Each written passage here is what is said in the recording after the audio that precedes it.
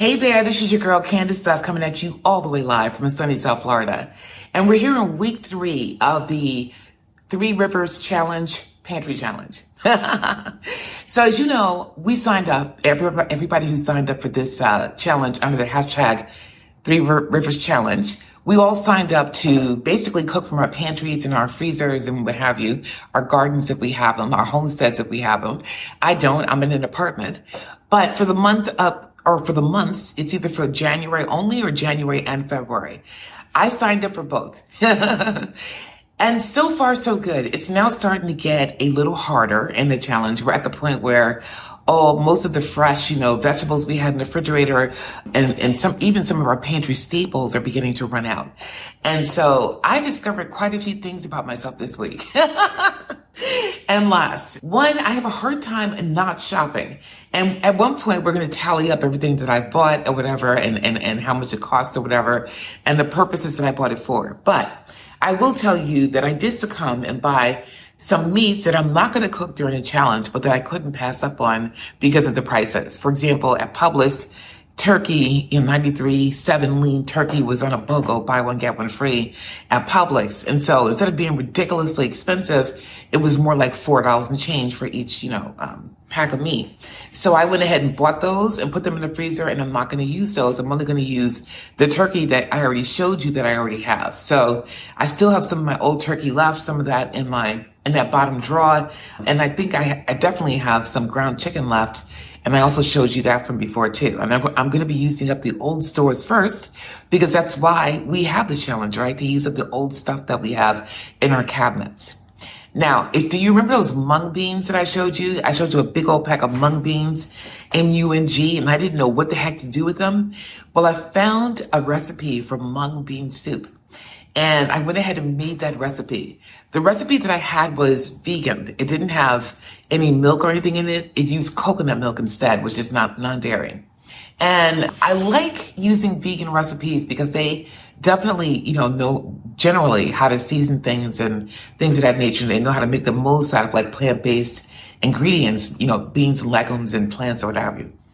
But this soup didn't have much taste when I got done with it, even after I applied the flavoring agents. So I ended up improvising. The soup reminded me of an East Asian soup, like an Indian soup or something like that in that region of the world. So I went ahead and spiced it accordingly. And you'll see the spice mix that I used or whatever in this soup to make it taste really, really good. Now, me and my crazy self still didn't buy any limes when I bought fresh produce. And actually, I should have because that was within my purview. And my next shopping trip, I will definitely buy limes because it is really a problem not having them. I mean, especially with East Asian soups. I mean, and Mexican cooking, they definitely lift up, for example, the flavors of those types of cuisines. So that was one thing that I'm definitely missing. I'm also out of oregano, and I'm sorry, but I'm going to have to buy some more. I cannot live without oregano. I apparently cook with it a lot. And that's the thing about these challenges, because you learn about what you cook with. When I do cook, right, I use a lot of oregano. I use a lot of Italian seasoning. I use paprika and smoked paprika. I use a lot of thyme. And I use a lot of chili powder. And when I run out of these spices, it's really a problem. And actually, chili powder is one of the things that I definitely did replace. I found some chili powder for a really cheap price, and I went ahead and bought it because I had to have it. I make a lot of chilies, right? That's an easy thing to do on the stovetop or in the slow cooker. It's an easy way to use up legumes and meats. And I have to have chili seasoning to go with it. I could have, theoretically, I guess, if I had all the ingredients for it, found a chili recipe online, like a chili spice mix recipe online and tried to recreate it. And in fact, I may actually do that just to see if I can do it. But to see if I have what I need to do it, I will actually try that because that's what I would have had to do if I didn't buy it, right?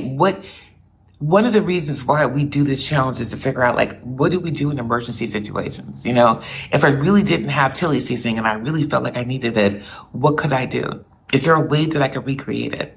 So, we'll take a look at that.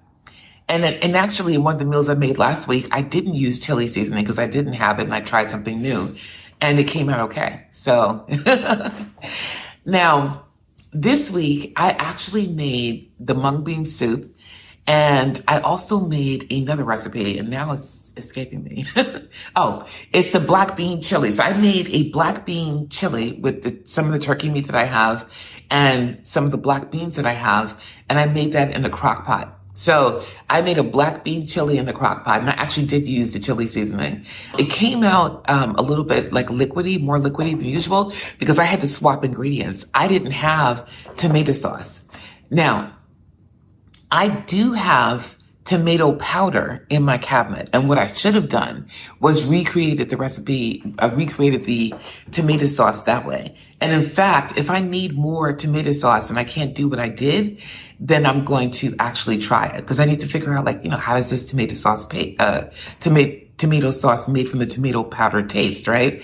If I actually had a real emergency and I couldn't buy, for some reason, tomato sauce, if it was off the shelves, or if I had no money, like, what would I do? So the next time I need tomato sauce, I'm actually going to try making it from the tomato powder, and you'll get to see that and see whether or not that's any good. All right.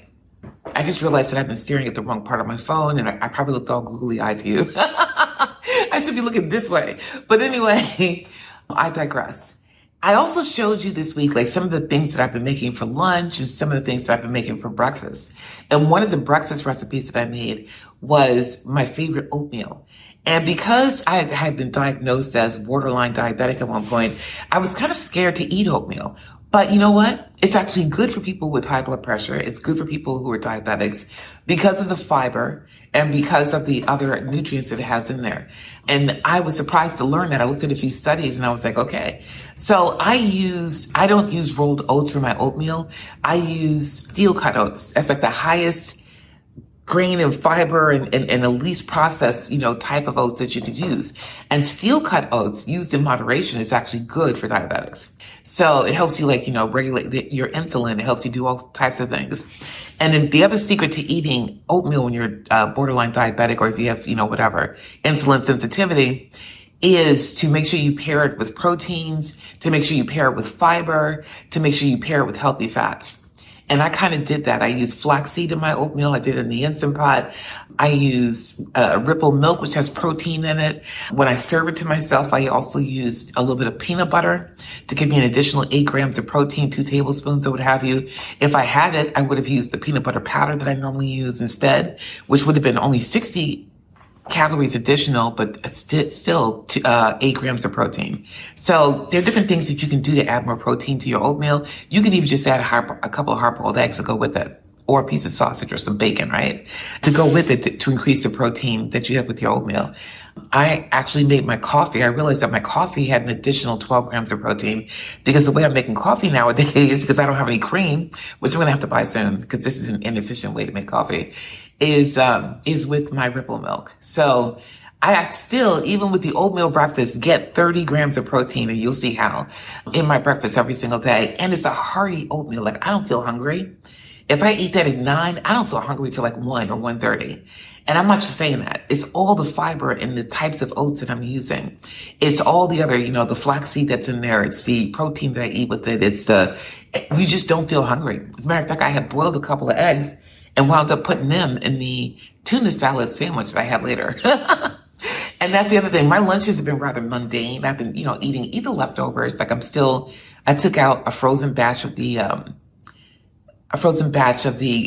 collard greens and black eyed peas that I had made for New Year's. I had some in the freezer still. So I had noshed on that for a few days for lunch. And I've been eating like tuna sandwiches and things like that. So lunch is pretty mundane. It's usually leftovers or whatever, something I can grab out of the freezer, or a quick tuna salad sandwich or something like that.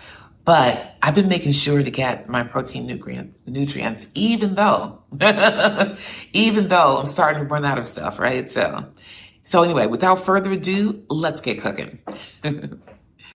Good morning. So I'm making some steel cut oats in the Instant Pot. And I'm making some that I can eat over the course of the next 4 or 5 days. So I have here 2 cups of steel cut oats. You can tell it's early for me. I also have here some frozen banana. Ooh, this is me using the frozen banana in something other than a smoothie. Because when it's cold outside, I don't want a cold smoothie, right? So I'm trying to find different ways to use this banana. All right, so next is gonna be 2 teaspoons of Ceylon cinnamon, which I like to put in my oatmeal for health benefits. It helps slow down the absorption of the carbohydrates, and it's just really good for you in general. I'm also putting in 2 tablespoons of ground flaxseed, and I grinded it just myself because the ones I have in the packet are whole, and supposedly you get the most health benefits this way. And now we're gonna do, what did I just do with that tablespoon? Oh, no.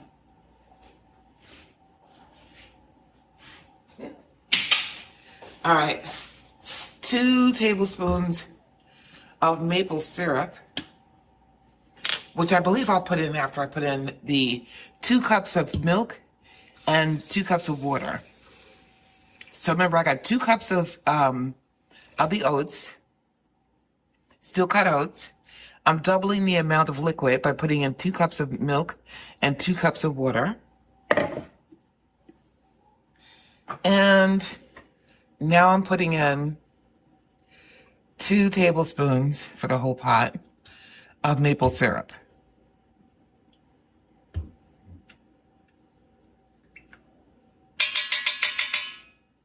All right.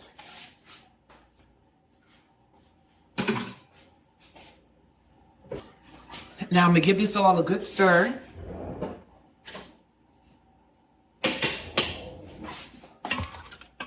To make sure everything is mixed in here good.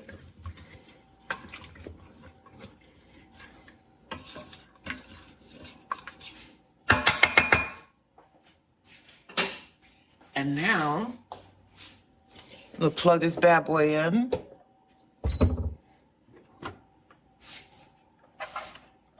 Get the top on. All right. Wow. Okay, then I'm going to put this on. It says for 4 minutes in the recipe.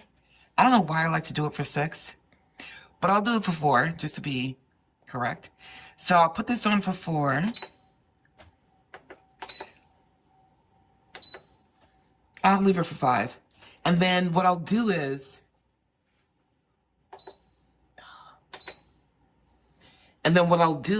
I will let it rest for 10 minutes and then take it out. All right, so I'll bring you back then. All right, so this is, it's been resting for about 12 minutes and there's no more steam left. So what I'm gonna do is open this up.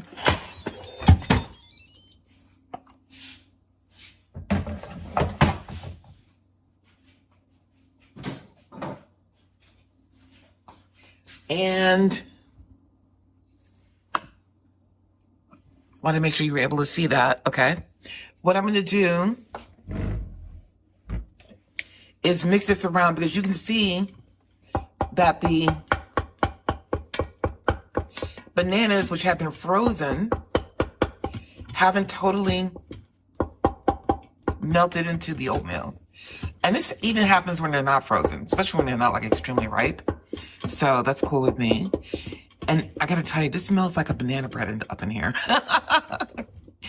And you can see that the oatmeal is darker. That's a combination of the cinnamon and the flaxseed. So that doesn't bother me at all. But the oatmeal is cooked. And so, now that we got that all mixed in, and we know it's properly cooked, I'm gonna go ahead and put this into a container, a Pyrex, and serve myself up a bowl, and then show you how I like to fix it up for myself in the morning. So the good thing about this is that you can save it. This is about 4 servings right here. You can save it in a Pyrex bowl, put it in the fridge. In the morning, you come out and you take like, a cup or whatever out of the container. It's going to be kind of hard. It's going to be kind of like, a little bit congealed because when it gets cold, it seizes up a little bit. You splash in a couple of splashes of milk, throw it in the microwave for like 2 minutes or so, or 2.5 minutes. and then put in whatever sweetener you're going to use. I use stevia if I need more sweetener, and that's it. You have your oatmeal and fix it up the way you like it. All right.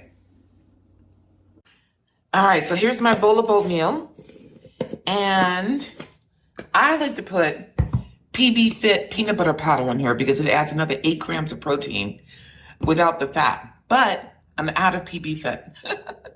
I'm so annoyed at myself. I should have stocked up on that before the challenge because that's another source of protein. It's basically defatted peanut butter.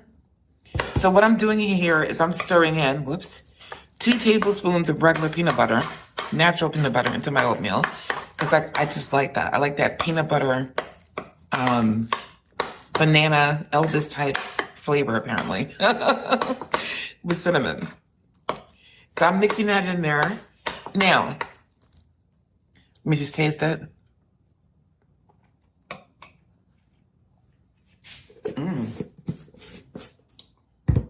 That is almost sweet enough for me to have it without putting any additional sweetener in it. But I want some more sweetener. So I'm putting in some drops of stevia. And that's it. So this bowl of oatmeal, believe it or not, has, well, let's calculate it. I just put 8 grams of protein in there with the peanut butter. According to this package, this is Quaker Oats, the steel cut oats. This has 5 grams of protein per quarter cup dry. A quarter cup dry is a serving. I got like 2 servings of oatmeal in here. So this is a total of 10. So that's 18 so far.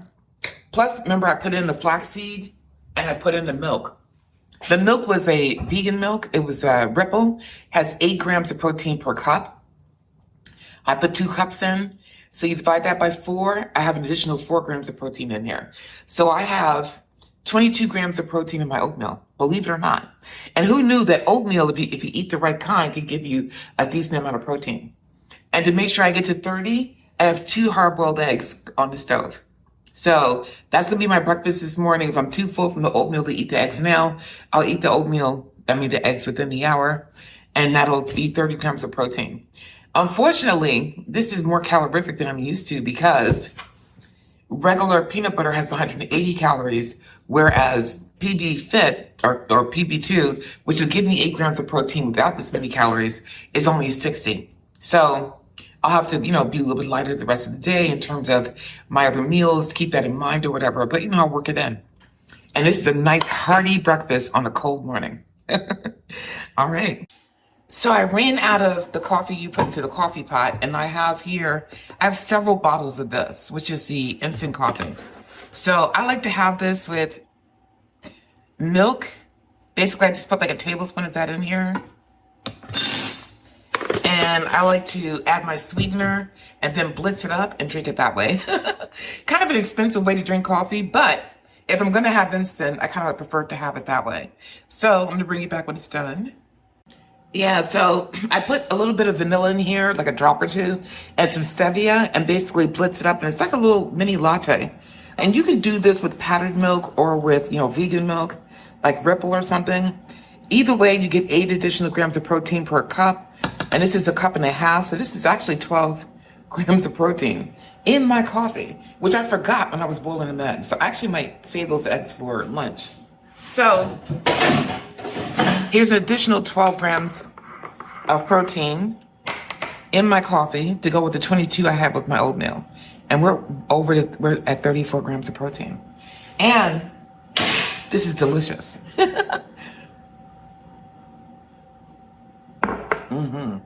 All right, I'm gonna go drink this and wake up and then come back to you. All right, y'all, so I was trying to figure out what to do with the rest of the black beans that I have. And I found a fantastic recipe that I could make in a crock pot. And I love making dishes in a crock pot because that means I don't have to wash them all day. That's why I'm washing my hands. If I touch the meat a little bit. Because that means I don't have to wash them all day, right? So Here is this dish in the crock pot. It's a turkey and black bean chili. And me and my crazy self keeps plastic utensils handy because A, I don't really like touching meat. And B, I live in a hurricane zone. So you never know when the power is going to go out. And I used to live in the South Beach. And it used to be, when you lived there, probably still is, that if you breathe wrong, the power goes out in South Beach. So in a regular, like, rain, it can go out. So you never know when you're going to need, hurricane type items. Okay. So I got the 1 pound of ground turkey in there. The recipe calls for tomato sauce, but I don't have any. So I'm going to use this can of fresh tomatoes that I have. And by the way, the expiration date on this is February 2026. So I'm using this just in time. Well, theoretically. I mean, I know that things last beyond their expiration date, but why am I taking chances? Okay, and then use a can of petite diced tomatoes. I just have regular diced tomatoes, not fancy petite ones. But these are no salt added, which is good for me. And I'm trying to get no salt added because I have, high blood pressure, so I don't want to be taking tons of salt. So I try to get no salt added when I can. All right, and then I have to use my black beans. So this is the remainder of the can of black beans that I made. Of the 1 pound of black beans that I made in the Instant Pot. So I'm substituting that for the 2 cans of black beans. It also calls for 1 3/4 cups or 1 2/3 cups or whatever of frozen corn. Here's some frozen corn that I have. And it calls for 2 large cloves of garlic. Now, this recipe is really simple because it's meant to go in the freezer. This is one of those freeze in advance type recipes. I could have put the meat and all these other ingredients in a freezer bag, put it in my freezer, and then dumped the freezer bag into the pot like this. But since I didn't have this pre-frozen, I'm cooking it from scratch. And this will be a good indicator of whether or not I should freeze something like this. Sometimes I'm a little nervous to do a freezer bag meal like that, where you put raw meat into a bag. Because I don't like, when the meat thaws out, you get that little bit of blood or whatever on it, which I know sounds disgusting. I'm sorry about that. But I don't like that. So in the bag. So to me, I'd rather drain that out once I defrost it or whatever and not have it in a freezer bag in advance. By the way, that was 3 teaspoons of paprika because it calls for a tablespoon of paprika. And it calls for a tablespoon of chili powder and 1 1/2 teaspoons of ground oregano. Now, I don't have oregano, so we're just going to use some Italian seasoning, which is kind of in keeping because the crushed tomatoes I used, they had a little bit of basil in it. So this is going to be a different tasting chili. All right, so here is my 3 teaspoons of chili powder.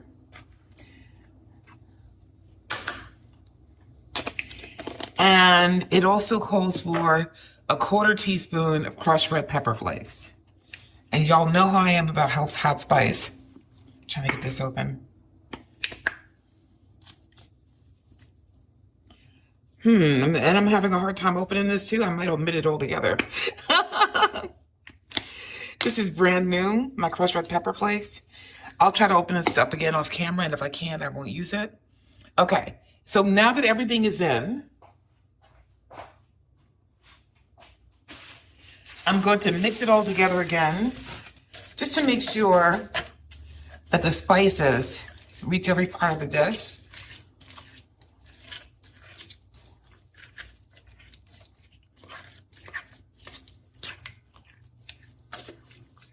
Because y'all know I usually mix my spices in a small dish, beforehand and then just pour it evenly, but I didn't do that this time. So I don't want paprika over here, chili over there. I want it to be an evenly spiced dish. All right. And you can see it looks really well seasoned. So it says if you have the 6-gallon crock pot, which I believe I have here, then you should cook it for 4 hours on low. So let me see here. Cook on a low setting for 4 hours in a 6-quart slow cooker or 8 hours in a 4-quart, which I don't really understand the difference in that, but hey, I'll just make sure it's cooked completely before I eat it. So I'm going to turn it down and, oh, you can't even see that, can you?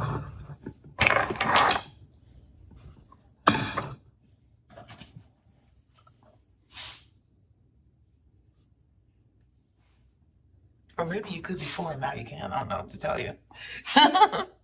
Okay, I'm going to turn it down to select. I think I'm just going to put 8 hours and then in 4 hours come back and check it, because I don't think you can put it on low otherwise. So, okay, it's on low for 8 hours. I'm going to check it in 4 to see if it's done, and if it's not, I'm going to leave it in there, and I'm going to bring it back to you when it's done. All right? All right. All right, so here we are, and it's actually closer to 8 hours later, like maybe 6 or 7, I don't even know, because it's still going, so it's not quite 8 hours. And what I'm doing in here is breaking up the turkey, but you can see that this has been cooking for a long time, and this is the chili. Looks pretty good to me. It smells pretty good. I'm just going to check and make sure that the meat is cooked.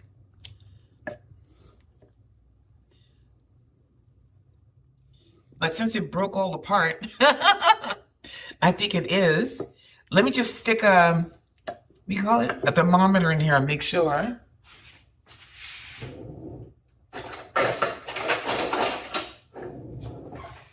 Since the meat is broken up, oh yeah, we're way over like 160. Okay. This is like in the 200s. So this meat is cooked. All right. It may be overcooked, but since it's swimming in sauce, I think we're kind of saved. And my beans looks like they held their shape.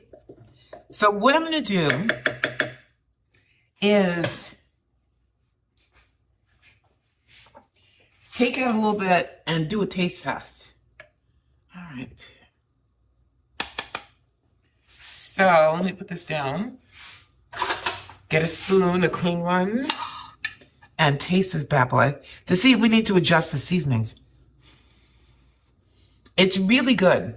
Only it's a little strange because I got chili and I have basil in the same dish. And that's because, if you recall, our tomatoes have a little bit of basil in them.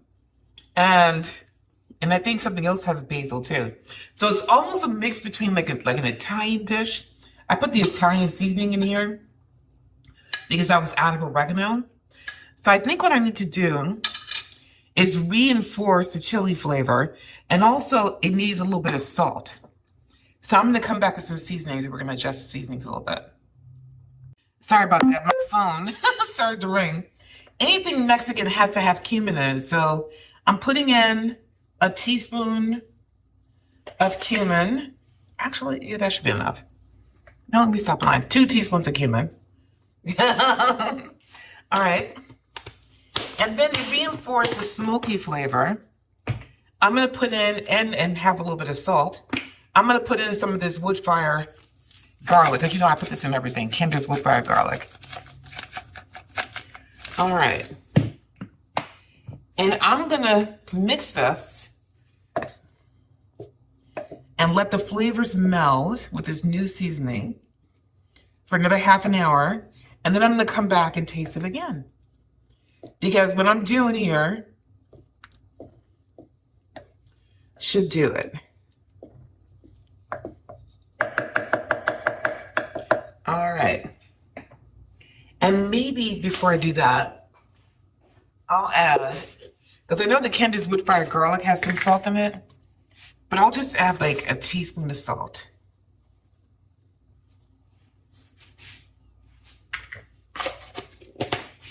Just to make sure. Okay.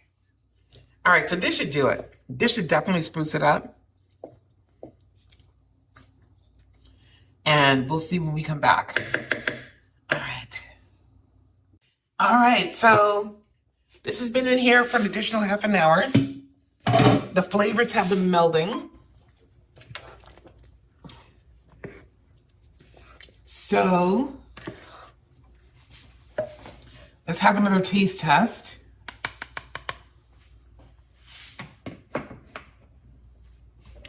Get my clean spoon here.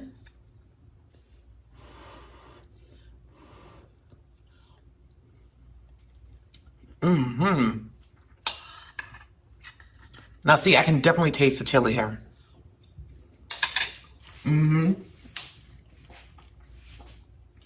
That combination of spices really like turned up this chili. So now I can definitely taste the chili flavor. It out overpowers the basil. The roasted garlic is perfect in here. The cumin gives it that depth of flavor in the back of your throat. This is really delicious. My only complaint about this chili is that it's rather watery. You know, the meat basically cooked down. And it's pretty, not about watery, but juicy. Let's say it's juicy. It'll probably thicken up in the refrigerator as as it cools or whatever. But I think I'm gonna have this like over rice or something just to give it a little bit more body. Other than that, it's delicious. It's really good. And it's probably more in line with like a chili soup. I'm just used to my chilies being a little bit thicker than this, but it tastes good. I'm mad though that I'm out of sour cream. I mean, I do have yogurt, so I could use that as a substitute for sour cream, but this chili is good. I mean, it's well seasoned now. It's really, really good. So, take the recipe, the base recipe that I'm going to put in the comments, and go ahead and add, because I'll give you a link to the recipe, but go ahead and add, some more chili like I did, some cumin like I did, maybe some seasoning salt or something like that, just to make sure that you get that chili flavor. And just don't use tomatoes with basil in it, and make sure you use oregano instead of Italian seasoning. But we corrected beautifully. All right, now. All right, so now I'm making something called mung bean soup. And I soaked the mung beans that I had. You saw that big pack of mung beans in the first video that I have to use up. So I soaked them overnight, and it was 2 cups of mung beans. And then I boiled them. I put them on the stove, and I boiled them for 40 minutes, according to the package directions. And I'm going to go over there and check them to see if I boiled them enough. And what I'm doing here is taking some ginger. It's really old ginger. I've had this ginger for a while. And I'm grating it.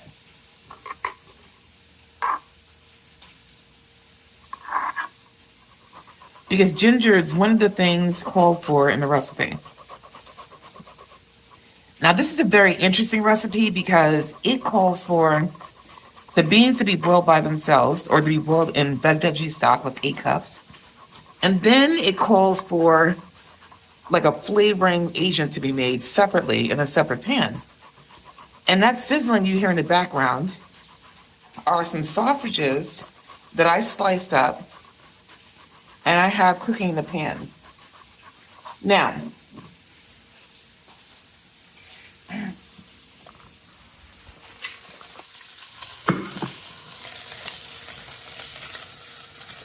this is a vegan soup, and it already has 21 grams of protein without, per serving, without me even adding meat. But just to add to the protein and make it a little bit more protein heavy, I'm adding these sausages. And it's funny because I was watching other people who were participating in a challenge. I was watching their videos, and one of them said, and another person who commented on the video agreed, that she likes to make vegan recipes and then add meat to them because vegans know how to make everything taste wonderful. I mean, how to make the vegetables, how to bring out the flavor, basically, in the plant-based products. So they're even better than what you typically get for people who cook, than you get with people who cook with meat. So this is normally a vegan soup, but I'm adding meat to it. You do not have to. And I'm sure a lot of vegans would tell me I should not. Right? So, all right, so I cooked.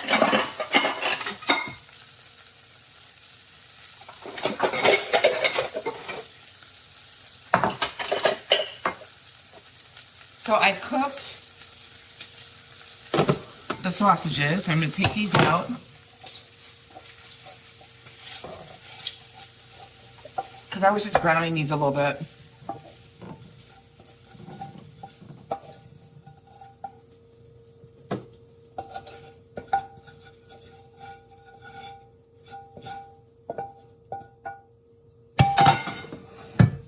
And put them over here.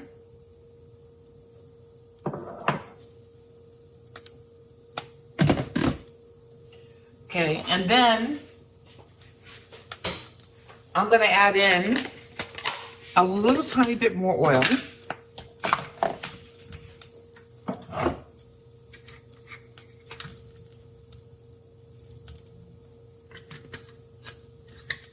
And that's olive oil. And I'm going to add in some celery. This is a cup of celery. Some onions.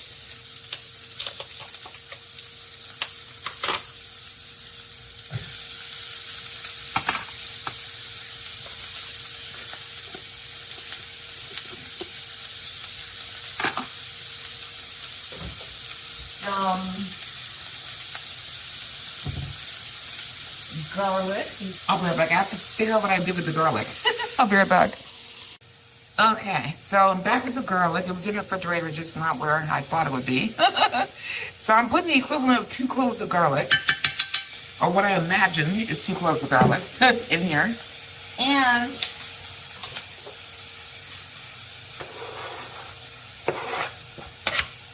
the grated ginger. And when I tell you how hard it is to grate ginger, fresh ginger that's been in the refrigerator too long. I think I'm gonna put the rest of it like in the food processor or a blender or something, and just make like little ginger box that I can have, in the future. Ginger cubes or something that I'm already done, because that'll be a lot easier. And I'm supposed to just kind of cook these until they're kind of slumped up. And I'm deglazing the pan with the onions and celery, basically. From all the yum-yums that the sausage left on the bottom.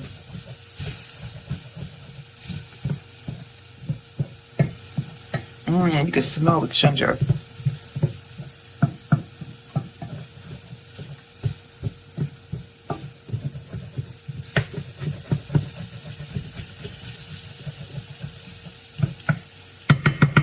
Now, the next thing I have to add is going to be some coconut milk. So I'll be right back with the coconut milk. Okay, so here are the mung beans that I cooked. And I'm supposed to add in here, you see the mung beans have cooked up. And there were these little beans. And they appear to be, yeah, they're definitely cooked all the way through. Okay. So I'm supposed to add the flavoring agents in here, which include the onions, celery, garlic, and ginger that I cooked in here.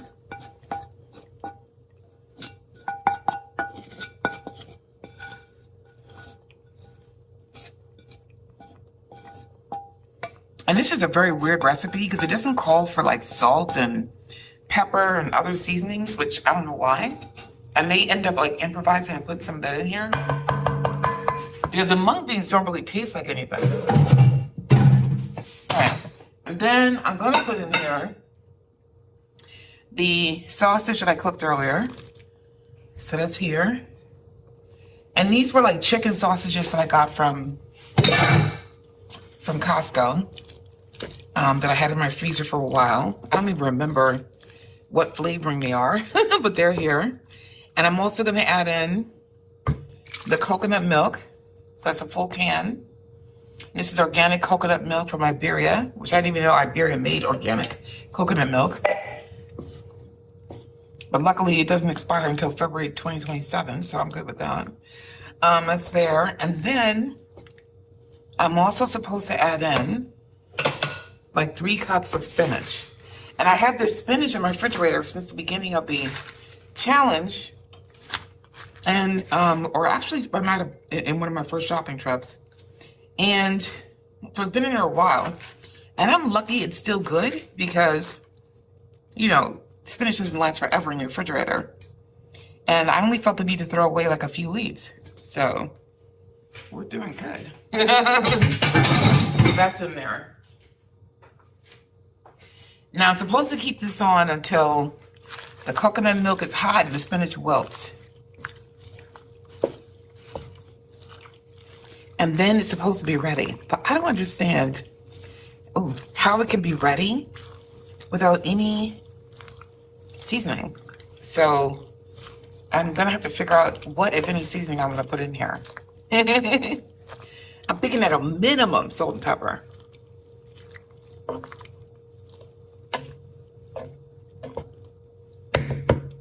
But I'll let it cook for like 5 minutes, like it says. Let it simmer and then see what, if anything, else we need to put in there. All right, oh, not that one. This one.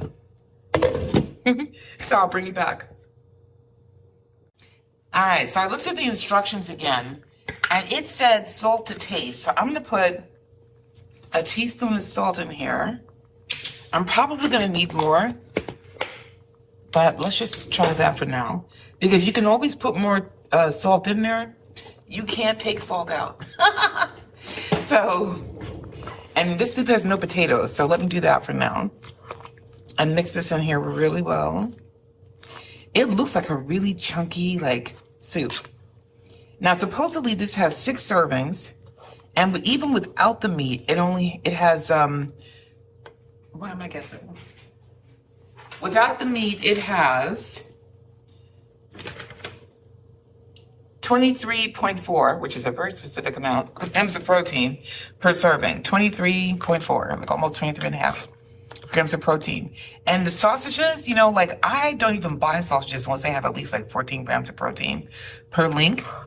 So I don't remember if this is Amy Lou or Sabatino's, in which case they have 16 grams of protein each. But we've definitely got the remainder of what we need to have a 30 gram of protein meal. All right, I'm going to taste this. There's a clean spoon to see how we're doing for seasoning.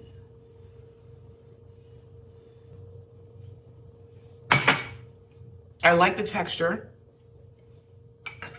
I like the taste. It definitely needs more salt, and really it needs more seasoning in general. Like it tastes like a very bland, like Southeast Asian soup. So I think what I'm gonna do is figure out a seasoning mix to put in here to really like give it that perk. I'll be right back. Okay, I want you to know that I am completely and totally winging this, but I'm making some more onions on this other stove because I want to actually bloom the seasonings, so I might have an excuse of what I'm putting in there. So I'm putting in there sort of a teaspoon of garam masala. Because this is giving me Indian flavors, like, or I don't know, that sort of area of the world. I'm going to put the last bit of coriander I have in here. That's all I have for coriander. That was probably like 1/8 of a teaspoon. I'm going to put some white pepper in here, just because the soup is light. I'll do like 1/4 of a teaspoon of white pepper.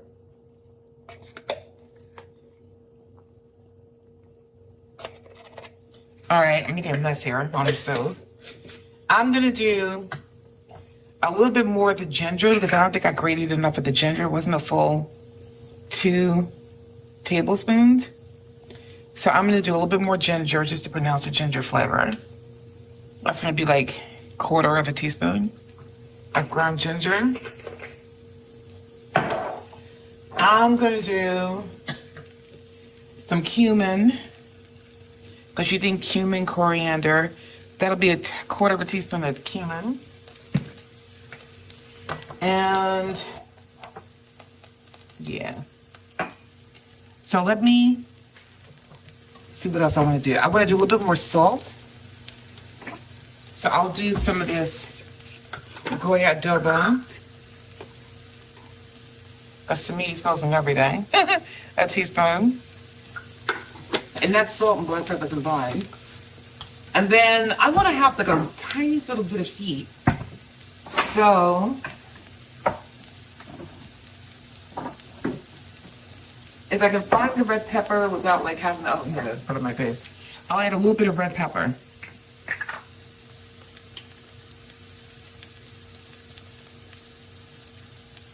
Okay. Some soups just taste like nothing. It tastes like dishwater. And this doesn't taste like dishwater because it has the coconut milk in it and it has the garlic and the ginger. But I just wanted to punch it up a little bit and give it some Southeast Asian flavors. Because I think this soup can definitely handle it.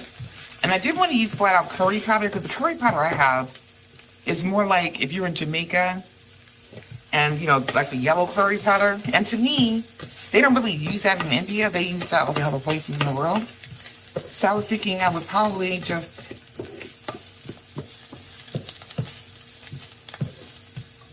you should smell the spice mix. Did I just heat up? I figured I would probably just not use that, just use the garam masala instead. Because I know they use that. Okay, so, or that each region has its own garam masala type mix. So that's me. And what I'm doing here is ballooning the spices in oil. Golly, if you can smell this. And that's why I put these onions in here, because I want to have an excuse. As if I needed one. To put the spices in here. And then I'm going to add these to the soup. I'm going to let it simmer for like 5 more minutes, just so it's spice the taste combined. And then we'll be able to see what we can see. So this is me pouring those spices in here. And I sort of bloomed on the stovetop. You can tell I'm on the computer way too much. Okay. I'm gonna turn this off, and then I'm gonna mix this in.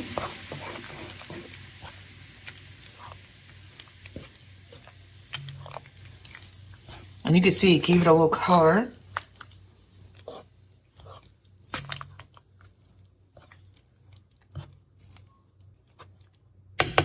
Let's let that cook for about 5 more minutes, and then we'll give it a taste. And let us pray that I did not mess up the entire soup. Not knowing what the heck I am doing, okay? Oh, you know what? Well, too late now. I was going to add some more of that wood-fired garlic, but let's just not. Okay. All right. So this has been in here. I took the cover off because I realized I wanted to concentrate the flavors. And if you want to concentrate flavors in a soup or in any dish you're making, you basically let it evaporate a little bit by taking the cover off as it simmers. So I did that. And what I'm doing now is serving myself up a serving of this soup. And we're going to give it a taste test with those new seasonings that we put in here. So to see how it is. So I gave myself a serving here, and I have it here.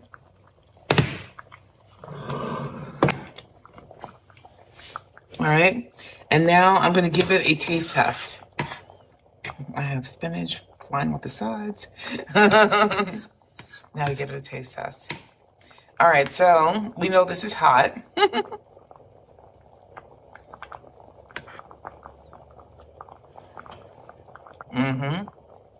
Those are just the right seasonings, just the right amount of salt. And the seasonings that I added in here, the cumin, the coriander, the garam masala, it's really giving this like a Southeast Asian type feel. So this soup tastes really good. The only thing I would do is to add a little acid. And if I had lime juice, I would use lime juice instead. And I don't think lemon is going to be appropriate. So I think what I'm going to do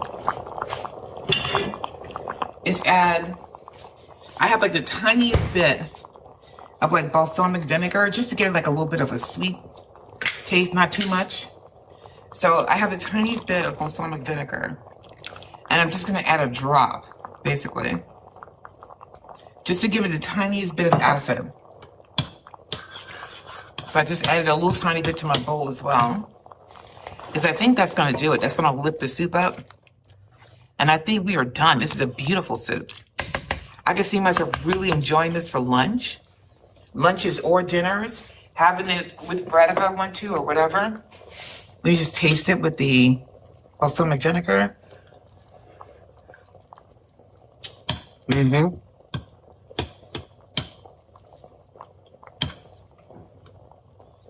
That lifted it right up. So if I had some lime, that would have been more appropriate. But you don't have to use balsamic. I probably would have been better off using, like, I don't know, apple cider vinegar or champagne vinegar or a little bit of straight up white vinegar. But it's really good. The soup is really, really good. And it needed that tiniest little bit of acid to lift it up. So if you have limes, definitely use limes, because that would have been more appropriate. All right. And there you have it. If you enjoyed this video, please go ahead and subscribe to my channel, because if you subscribe to my channel, you get to see all my other videos and you actually help me out in terms of the algorithm. So that'll be a wonderful thing. And also, I'd love to have you as part of my community, and hopefully you're getting something out of these videos, and hopefully you're enjoying them, and hopefully you're learning some things. And I want you to come on that journey with me. If you also like the video, go ahead and hit the like button, hit the, the hands up like button or whatever, because that really helps the algorithm show the videos to other people. And I would love for this community to get bigger and bigger, and for us to all support each other. So, and share the video with your friends on Facebook or on Twitter or X or whatever it's called, or wherever you want to share the video, because that way you can have your friends see your video and things of that nature. And if you want to see other people who are a part of this challenge, go ahead and search the hashtag 3 Rivers Challenge. We're all using the same hashtag, so go ahead and do that. All right. With all that being said, I will see you in the next video. Take care.